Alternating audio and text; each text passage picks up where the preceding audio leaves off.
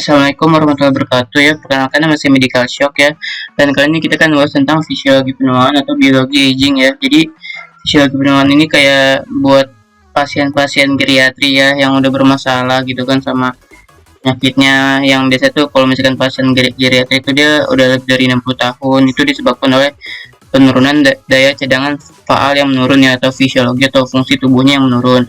Ya ini salah satunya tuh nih ya, di lingkaran ini ya. Ini ada gangguan komunikasi interseluler, juga ada instabilitas genomik, ada atrisi atau kerusakan pada telomernya, dan juga ada faktor-faktor yang menyebabkan gangguan pada epigenetiknya, kehilangan proteostasis, dan ini ya disregulasi dari nutrisinya terganggu. Makanya kalau pada lansia tuh dia kayak nafsu makannya menurun, yaitu karena disregulasi ya pada nutrisinya. Juga bisa menyebabkan itu ya disfungsi mitokondria ya, karena dia ada peningkatan reaktif oksigen spesies ya, jadi terjadinya peningkatan peradangan ya pada penuaan ya, sehingga menyebabkan terjadi banyak penyakit ya gitu ya. Dan juga cellular senescence ini dia ini ya kayak peningkatan selnya itu jadi makin menua lah, jadi dia susah untuk mitosisnya ya. Nah itu susah untuk mitosisnya itu juga lama-kelamaan tuh juga sel punjanya tuh bakal kelelahan ya, yang biasanya tuh nanti dia selnya tuh bisa mitosis ya lebih dari 50 kali kan pada teori Hayflick ya, cuman dia selnya tuh bakal tidak normal gitu kan, mitosisnya yang nyampe 50 kali ya dia diferensiasi selnya. Nah, untuk ini untuk table of contentnya ya, di sini nanti kita akan bahas definisi dari geriatri ya, kemudian juga untuk epidemiologi, kunci penuaan, gerosains ya, dan penyakitnya, dan strategi menunda penuaan. Definisinya dulu nih, untuk definisi dari fisiologi penuaan itu adalah proses progresif yang terkait dengan penurunan struktur dan fungsi ya, ini ya faal ya, yang menyebabkan peningkatan kerentanan terhadap penyakit dan kematian, dan sering dikaitkan dengan gangguan kapasitas reproduksi ya, baik wanita maupun pria, serta penurunan kapasitas fungsional ya, yang tadi ya, baik struktur dan fungsinya ya secara faal ya, atau fisiologi ya. Itu ini tadi ya yang lingkarannya tadi itu sama ya. Nah ini untuk penuaan tuh bisa tuh dia penyakitnya sih banyak ya. Ini bisa dari sini atau bisa dari penyakit yang lain ya. Kalau misalkan yang ini kan kayak seperti demensia ya, jadi dia orang itu sering lupa ya, seperti dia kayak lupa untuk baju, lupa taruh di mana, dia lupa membuat memori-memori baru ya. Cuman dia kadang-kadang ingat ya kayak memori masa lama, cuman dia lupa membuat memori baru ya, atau memori baru sekarang gitu kan. Kemudian juga bisa karena itu ya, penuaan itu juga menyebabkan penyakit-penyakit neuro degeneratif kan, seperti katarak, juga penyakit jantung ya, seperti penyakit jantung koroner ya, osteoporosis ya, atau pengeroposan tulang ya, jadi tulang jadi gampang rapuh, nanti pasiennya jadi gampang jatuh kan gitu kan, atau frailty ya. Kemudian juga sarkopenia ya. Kalau sarkopenia itu dia jadi pengecilan massa otot ya, jadi dia ada atrofia pada ototnya ya. Ntar lama-lama tuh kasihannya tuh nanti dia bisa jadi kakeksia ya. Kalau misalkan sarkopenia ntar lama-lama jadi kakeksia ya. Dan kalau misalkan udah parah banget ya, kalau misalkan terganggu kan, misalkan mutasinya kan, mutasi sel gitu kan, atau sel punjanya tuh udah terganggu, itu akan menyebabkan terjadinya tumor atau kanker ya gitu. Kemudian untuk resiko kematian ya pada penuaan itu, dia kalau makin tinggi ya usianya tuh makin menurun ya, itunya ya, kelangsungan hidupnya. Ini kelangsungan hidupnya tuh dia bakal menurun nih, kita bisa lihat dari grafiknya tuh. Kalau misalkan dia usianya makin tua ya, itu dia makin ke bawah itu dia makin menurun ya angka bertahan hidupnya ya. Ini angka bertahan hidupnya tuh bakal nurun ya. Nah, jarang sih kalau orang yang lebih dari 100 tahun kan, kalau lebih dari 100 tahun tuh jarang ya. Biasa tuh kalau udah tua tuh kan lebih dari 60 kan gitu. Tapi kalau misalkan orang yang kayak paling tua gitu kan secara merata tuh di Okinawa ya, di Jepang ya, kalau mau tahu cek aja nanti. Kemudian untuk epidemiologinya ya, ini dalam beberapa tahun terakhir ya, jumlah orang yang usianya itu di atas 65 tahun itu dia melebihi jumlah anak di bawah usia 5 tahun. Itu yang dimana nanti kedepannya itu ya, kalau misalkan pada tahun 2050 tuh kemungkinan orang tua tuh bakal lebih banyak ya daripada anak ya. Ini merupakan pertanda yang bagus sih, cuman kayak ya udah kan, harus distabilin gitu kan, orang tua tuh makin tambah banyak dan anaknya tuh juga makin tambah dikit ya. Ini bisa tuh berhubungan sama populasi yang dunia ya. Sekarang di populasi dunia tuh ya yang kuatnya tuh kayak seperti Jepang sama di Korea Utara ya, dia kayak angka kelahirannya kan menurun ya. Itu bisa mempercepat terjadinya penuaan kan. ya. Jadi orang lansia itu mungkin lebih banyak ya, makanya di sini bisa kelihatan kan di sini pada tahun ke depan kan dia apa ya, populasi lansia itu bisa melebihi dari populasi anak-anak ya gitu. Gitu. Kemudian untuk kunci penuaan ya, nih kayak kunci penuaan tuh ada banyak ya. Ini yang pertama-tama tuh dari instabilitas genomik ya, tadi kan karena perubahan pada genomnya kan ya. Kemudian yang kedua tuh dia ada gesekan telomer ya. Bisa tuh kalau misalkan dia telomernya udah terganggu ya, atau terjadi alterasi kan ya, abrasi pada telomernya, otomatis nanti kalau telomer itu kan bagian kromosom kan ya. Kalau telomer itu kan ini kan kromosom ya, ini kan kromosom nih, semuanya kan kromosom. Nah, kromosomnya itu kan di sini kan bagian sini kan ada bagian telomernya ya, kayak bagian ujungnya ya. Misalkan bagian ujungnya kena ya, otomatis nanti kromosomnya juga bakal kena ya, entah dia rusak atau terjadi pemendekan telomer kan, nanti ya DNA-nya sama DNA gitu kan pada di kromosomnya kan bakal terganggu kan, nanti ya makin nambah rusak nanti selnya kan untuk kedepannya gitu kan. Kemudian juga perubahan epigenetik ya, ini kalau perubahan epigenetik itu seperti ya yang bisa dimodifikasi sih, bisa kayak makan makanan yang junk food kan, atau makan seblak, makan cireng gitu kan, itu akan menyebabkan terjadinya perubahan epigenetik. Jadi dia kayak menyebabkan ya udah bisa menyebabkan terjadinya penuaannya lebih cepat gitu kan, bisa meningkatkan reaktif oksigen spesies ya kalau makan makanan yang aneh gitu kan ya, bisa bahkan bisa menyebabkan terjadi tumor ya. Kemudian untuk yang keempat itu udah hilangnya proteostasis ya, ini bisa dilihat di gambar yang sebelah kanan ya, itu ada lipofusin ya. Di sini ya ada akumulasi lipofusin di hati ya, hati-hati ya kalau misalkan makin lama dia bisa menyebabkan gangguan pada hati seperti fatty liver atau steatohepatitis atau hepatitis ya. Dan juga ini ada pembentukan badan Lewy ya di substansia nigra ya, pembentukan badan Lewy ya, hati-hati ini bisa menjadi demensia, entah nanti terjadi demensia Alzheimer atau demensia Parkinson ya pada usia-usia tua ya, pada pasien-pasien geriatrik ya. Kemudian juga terjadi kekusutan neurofibriller ya di neuronnya ya, jadi nanti ada penyakit-penyakit neuronal ya kan. Kemudian juga ada ini ya, deposisi amilin ya di sel pulau beta ya, ini ada amilin ya, kadar kalau misalkan nanti di sel pulau beta itu kan di pankreas ya, kalau misalkan nanti pankreasnya terganggu ya karena penyakit neurodegeneratif ya, pada penyakit penuaan itu ya yang bukan inflamasi, itu akan menyebabkan terjadinya diabetes mellitus ya kalau misalkan pola makan terganggu ya pada perubahan epigenetiknya ya. Kemudian juga untuk disregulasi penginderaan nutrisi ya, nah makanya nih disregulasi penginderaan nutrisi itu harus dilihat juga ya pada lansia ya, kayak seperti nutrisinya bagaimana, apakah kalorinya itu cukup ya, also apakah makronutrien seperti karbohidrat atau protein itu cukup, also mikronutrien ya seperti vitamin ya, natrium, kalium, kalsiumnya apakah cukup ya, apakah dia cukup ya pada lansia ya, itu akan berpengaruh terhadap nutrisinya ya. Kalau misalkan dia terjadi disregulasi kan ya terjadi gangguan kan pasti nanti pada selnya kan, dari sel nanti ke jaringan, kemudian ke organ, dan kemudian ke sistem kan. Nah, ini bisa dilihat ya pada jalur penginderaan nutrisinya tuh, kalau dari energi makanan dan makronutrien tadi itu ada insulin, ini pada sel pankreas, kemudian juga GF21, SIRT1, AMPK, mTOR ya. Nanti dia akan ke protein hilal kunci ya, nanti akan mengaktifasi ATG, FOXO, PGC1A dan S6K. Kemudian akan terjadi aktivasi kompartemen dan fungsi seluler ya, dipengaruhi oleh diet dan agingnya ya, atau penuaannya kan. Nah, nanti akan menyebabkan terjadinya transkripsi regulasi nukleus, kemudian juga akan terjadi proteostasis ya, kemudian juga akan terjadi autofagi ya. Kalau autofagi kan bisa pada puasa kan ya, fasting kan. Kemudian juga terjadi metabolisme sitoplasma lemak dan karbohidrat, dan akan mensintesis ATP mitokondrianya ya, kemudian juga akan mensintesis protein ya, jadi nanti dia membuat proteinnya lebih banyak ya kalau misalkan dia makannya terjaga, makronutrien dan mikronutriennya terjaga ya. Sintesis protein retikulum endoplasmanya makin bagus kan, jadi protein-proteinnya tidak terlipat dengan itulah normal, tidak terlipat dengan tidak baik kan, itu tidak. Kemudian untuk disfungsi mitokondria ya, ini kalau pada disfungsi mitokondria tuh kalau makin tua tuh makin nambah banyak ya yang terjadi disfungsi mitokondria.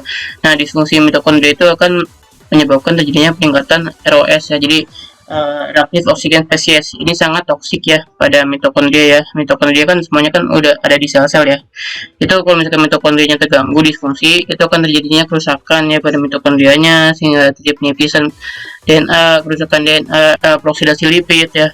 Itu lama-kelamaan tuh akan terjadi ya penyakit-penyakit ini ya, penyakit-penyakit biasanya ke neurodegeneratif itu seperti resistensi insulin, diabetes, penyakit alkoholik ya, dan juga penyakit hati berlemak non alkohol ya, steatohepatitis, hepatitis atau non steatohepatitis, dan kerentanan terjadinya penyakit lainnya seperti HIV atau AIDS ya pada pasien-pasien yang imunokompromis. Kemudian juga untuk penuaan seluler ini ya, kalau pada penuaan seluler tuh ya, karena dia tadi ya pemendekan dan kerusakan pada telomernya ya, sehingga akan terjadi kerusakan DNA-nya dan siklus selnya itu bakal berhenti ya.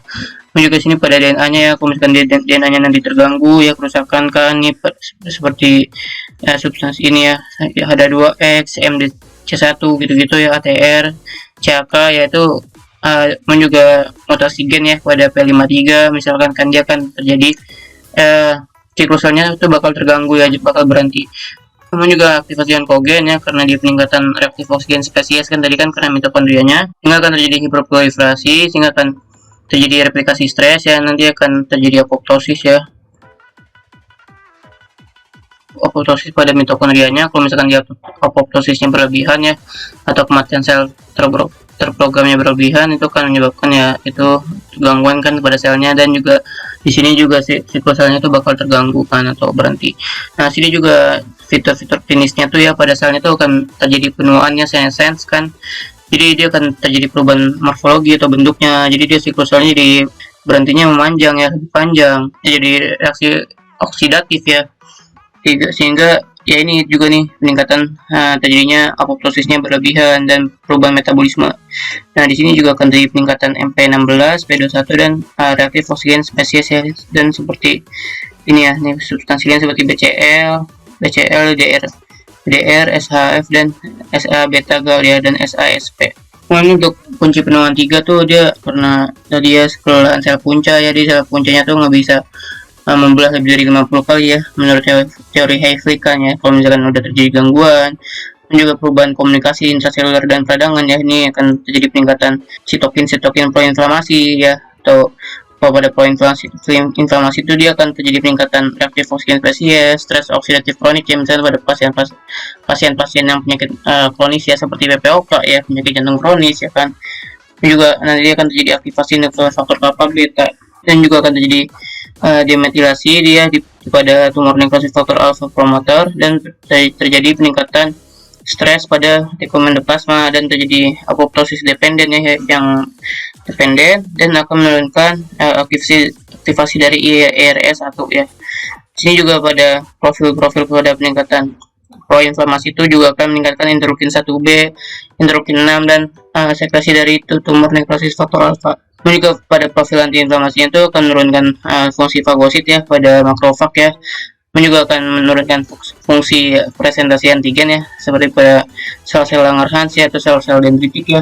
Sel-sel makrofag juga sebagai antigen presentasinya, juga sel imunnya juga bakal menurun ya fungsinya. Kemudian juga akan terjadi peningkatan interleukin 10, dan sekresi transforming growth factor itu makin tambah banyak ya, sehingga akan terjadi ya ini sekresi sitokinnya makin banyak ya, terjadi reaksi peradangannya kan makin luas kan, sehingga akan mengganggu ya, misalkan di kulit atau di sel di sistem-sistem lainnya kan.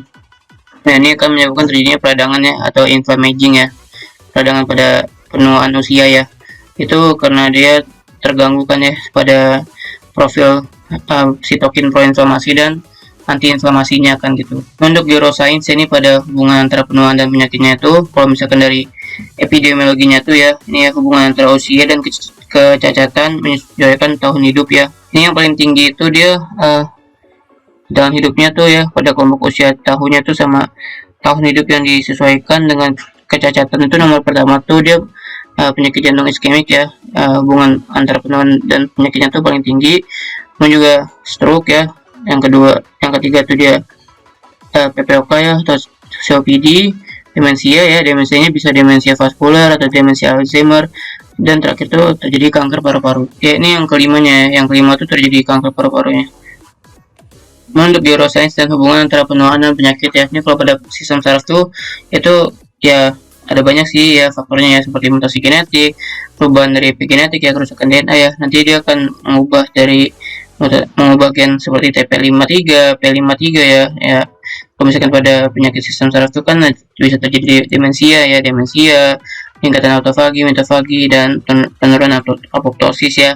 Itu merupakan ciri-ciri dari penuaan ya, gitu. Dan peningkatan tumorogenesis dan peningkatan reaktif oksigen spesies ya, itu kan bolak-balik kan gitu. Nah, pada aging ini ya, itu akan meningkatkan terjadinya peradangan ya. Makanya nanti akan bisa menyebabkan terjadinya stroke ya, epilepsi ya, jadi dia gangguan ya pada otaknya ya, entah gimana kan. Kemudian juga terjadi demensia vaskuler ya, mungkin karena dia dari hipertensi dan diabetes mellitus atau aterosklerosis kan.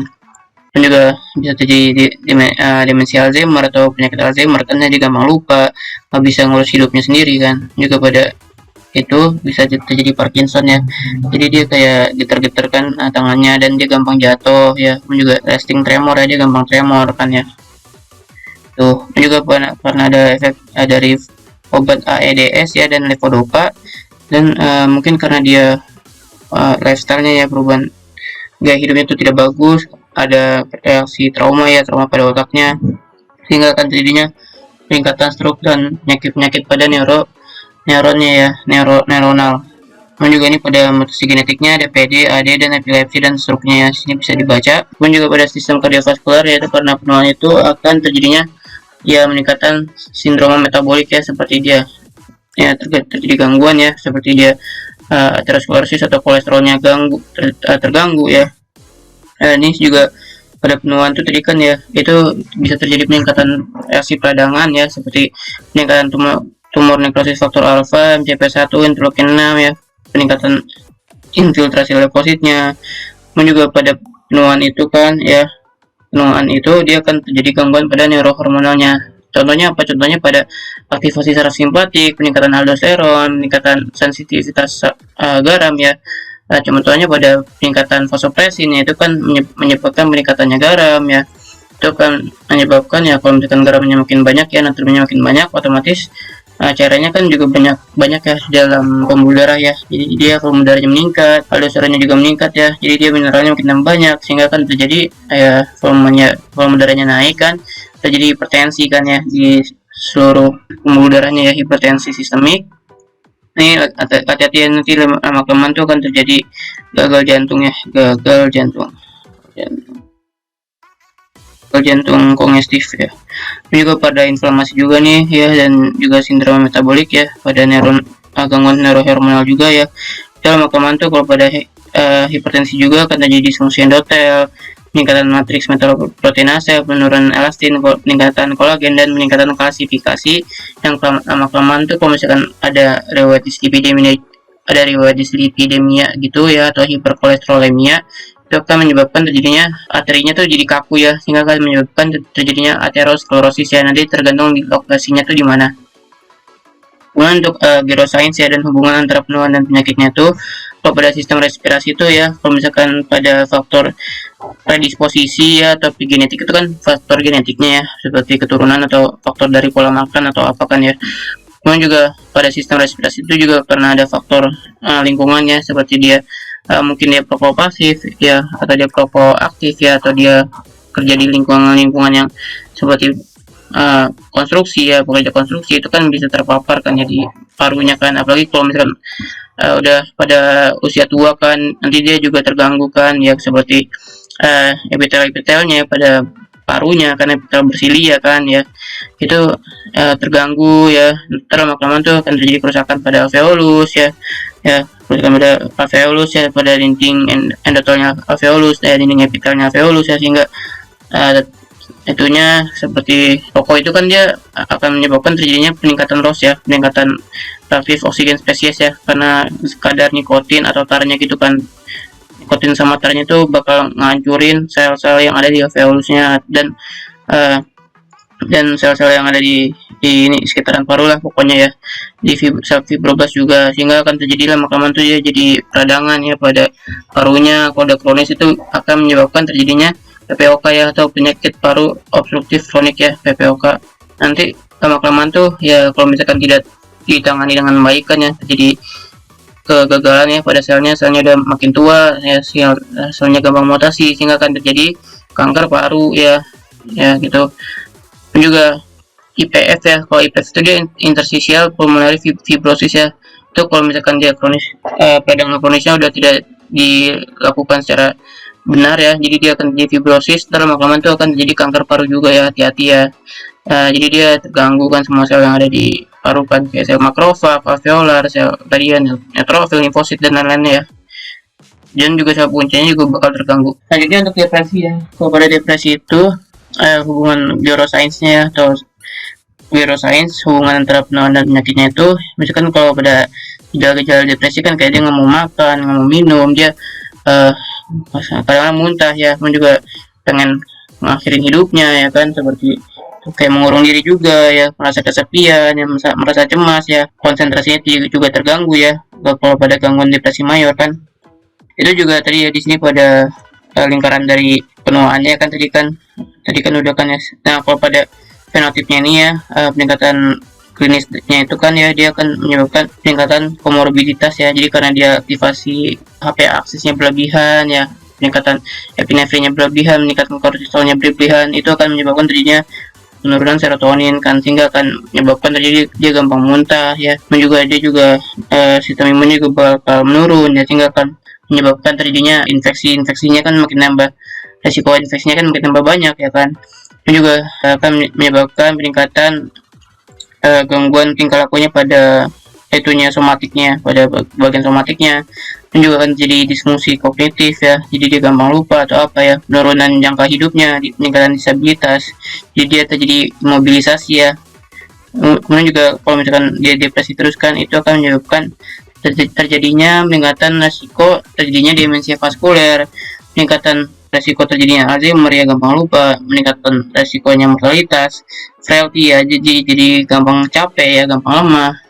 Kemudian juga dia jadi brain aging ya, jadi dia otaknya juga jadi makin tambah lupa, jadi dia makin tambah koneksi neuronnya itu bakal terganggu kan gitu kan, karena sudah tua. Nah, untuk strateginya itu bagaimana ya untuk meningkatkan kesehatan dan menunda penuaan ya, itu dengan cara gampang ya, olahraga ringan sedang ya. Kalau misalkan udah imobilisasi banget ya, minimal kan dia ya olahraganya yang ringan-ringan aja, seperti ya jalan aja sih 30 menit per hari, atau seperti dia kayak angkat aqua atau angkat apa ya, kalau pada lansia-lansia yang udah tua banget kan. Tapi kalau misalkan yang masih bisa bekerja ya, coba aja bekerja aja kan ya, bekerja kan ya kayak olahraga ringan aja kan ya. 30 menit per hari bisa. Dan juga puasa ya, harus puasa ya, kayak intermittent fasting ya. Kalau intermittent fasting itu soalnya dia akan bermanfaat ya, manfaatnya tuh dia akan terjadi proses autofagi ya. Nah, kalau pada proses autofagi ini, dia adalah mekanisme penghancuran diri dari sel-sel tubuhnya tuh sebagai bagian dari proses fisiologis normal ya. Dari proses fisiologis normalnya tuh akan melibatkan kematian sel dan komponen disfungsional sel, jadi dia akan terjadi pembersihan sel-selnya tuh makin nambah bagus ya, daripada tidak berpuasa ya. Contohnya puasa apa? Puasa seperti ya puasa bule kan, atau puasa 8 jam, puasa 12 jam, atau dia puasa Senin Kamis ya pada Islam kan ya. Itu juga akan terjadinya ini ya, identifikasi pengumpulan seluler untuk komponen degradasi ya, penyebabkan penyelesaian atau fagolisostom, jadi dia selnya akan membersihkan ya sel-sel yang debrisnya gitu kan, sehingga akan terjadi pembentukan membran isolasi ya, itu pada autofaginya ya. Pembentukan autofagosum dan lisosom ya, dia menghancurkan sel-sel yang udah mati ya, dibuang nanti kan dibuang kan. Nah, itu manfaatnya ya pada autofagi itu, ada penuaannya itu dia makin tambah menurunkan resiko terjadinya resiko penyakit itu ya tadi kan ya, neurodegeneratif atau penyakit resiko non infeksius ya, sehingga akan terjadi ini manfaatnya juga akan kesehatan metaboliknya, kesehatan pada otak, kesehatan pada sistem imunnya, dia sistem imunnya makin tambah bagus ya pada penuaan, dan juga akan terjadinya mencegahinnya jika terjadinya penyakit jantung yang mencegah. Nah, kemudian juga pada autofagi ya, dia bertumbuhnya itu berhenti ya, selnya itu akan berfokus pada pembersihan internal ya, jadi dia untuk membersihkan sel-sel yang kotor gitu kan, yang tidak bagus kan ya pada puasa. Nah, itu kalau pada puasa, pada olahraga itu dia akan meningkatkan laktat ya, meningkatkan hormon-hormon itu ya, bahagia ya, neurotransmitter bahagia seperti endokannabinoid ya, endorfin ya, beta hidroksibutyrate ya. Ya, itu juga akan meningkatkan serotonin juga kan ya, karena dia olahraga kan ya. peningkatan BCC1. Pada peningkatan laktat itu juga akan terjadinya peningkatan neuroplastisitas ya. Jadi dia otaknya juga makin nambah itu ya, makin nambah gede dan makin nambah tumbuh ya. Jumlah neuronnya makin nambah banyak ya, interkoneksinya makin nambah banyak. Dia akan terjadi peningkatan ukuran di hipokampusnya. Jadi dia yang awalnya kayak mild cognitive impairment ya, jadi dia kognisinya terganggu. Tapi kalau misalkan dia bisa diubah ya, proses improvementnya tuh dia akan meningkatkan terjadinya memori ya, akan meningkatkan kognitifnya, dan akan meningkatkan pembelajarannya. Jadi dia nggak gampang lupa lah, minimal lah. Dan juga pada olahraga juga nih akan meningkatkan BDNF, dan juga akan meningkatkan terjadinya dopamin ya. Dopaminnya bakal meningkat. Nanti juga akan ya, dopaminnya meningkat kan dia gampang senang juga ya, senang dan bahagia ya. Pada serotonin dan dopaminnya meningkat. Nah, serotonin meningkat itu kan akan akan diubah menjadi melatonin. Nah, kalau melatoninnya itu kan hormon tidur ya, itu juga akan meningkatkan kualitas pada tidurnya ya, dan juga sebagai faktor antiinflamasinya, sebagai antioksidan, dan meningkatkan juga ya rasa-rasa kesenangan ya pada dopaminnya ya, sehingga akan menurunkan gejala-gejala depresi ya, dan meningkatkan mood dari pasien lansianya ya. Dan juga jangan lupa ya, pasien-pasien lansia kan harus dilihat ya, apakah dia beneran apa enggak ya, kayak dukungannya tuh bener apa enggak ya, dikasih dukungan sosial juga lah. Nah, kemudian juga pada peningkatan beta hidroksibutyrat juga tuh akan meningkatkan estrogen, akan meningkatkan dihidroepiendosteron, dan akan meningkatkan testosteron ya. Yang dimana tuh dia kalau pada estrogen itu kan ya, terutama pada wanita ya, dan testosteron juga dan DHA itu kan meningkatkan neuroproteksi ya. Jadi dia gampang rusak ya neuronnya, sehingga akan menurunkan gejala depresi dan menaikkan kebahagiaan lah pada pasiennya. Ya, sekian ya, terima kasih ya. Wassalamualaikum warahmatullahi wabarakatuh.